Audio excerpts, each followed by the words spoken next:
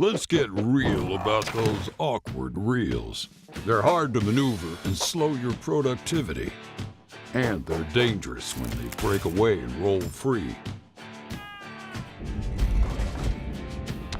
So how many guys does it take to load, move, and set up a feeder wire reel? One. You can literally do it yourself. It's time to tame the beast. Introducing Cerrowire's Reel Rover, made right here in America. Our innovation makes your job easier.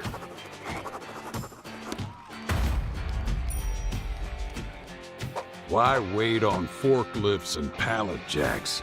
Our gear-driven Reel Rover crosses rough terrain like it's a walk in the park.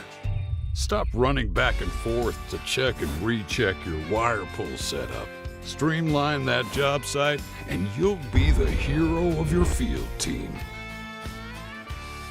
You ready for less grunt work and more craft work? Sure you are. See it all at Cerrowire.com.